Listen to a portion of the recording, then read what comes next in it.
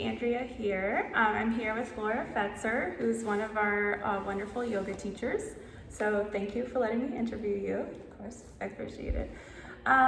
Okay, so first question I have for you, do you remember what your first yoga class was ever?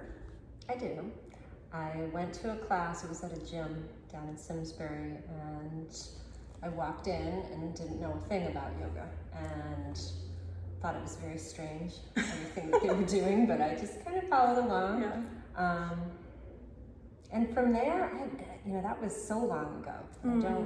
From that point to the point I started teaching, or actually taking more yoga classes, I just remember that first one being very strange. So there was nothing about that first class that you were like, oh, this is for me? No, not really. Do you remember when it was in your yoga journey that you were like, okay, I get it and I love this? That I just wanted to teach yoga?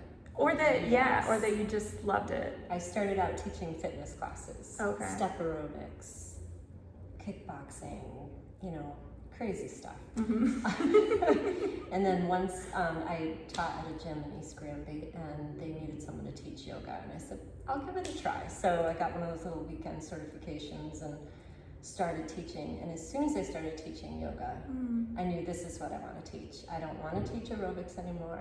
I just want to teach yoga. And so then I got the real certification. Yeah. That's cool. Fell in love with it. Do you remember what it was that made you feel like, okay, this is what I want to teach? It was the slower pace and the attention to what you're doing with your body. Instead of, like in aerobics and step, you're just kind of flailing yourself around and going, and yoga was very intentional, and you could feel each thing. And when I taught, or when I do teach, it's from what I'm feeling, you know what I mean? So I just love it. And I knew when I first started teaching yoga that this is it. I'm not teaching aerobics anymore. Yeah. I like the slower pace, and also because when you're teaching aerobics or step, you have to be that much ahead with the beat and everything. And with yoga, you can just luxuriate in a pose and then say, okay, let's go into child's pose.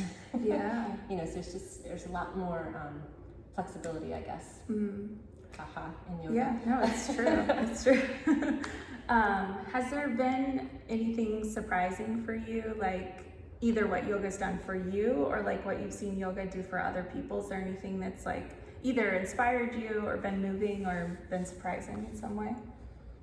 Not surprising, but I love seeing the effect that yoga has on people. People come in, and even myself, you come in and for that hour, and probably with dance too, but you're just on your mat and you can let go of all the nonsense and just really pay attention to your breath, your body, and what you're doing in each shape. Does that answer your question? Yeah, just seeing the impact that it has on people. I agree. That is like the most inspiring part, teaching. That's cool. Anything else you want to tell me about yoga and teaching?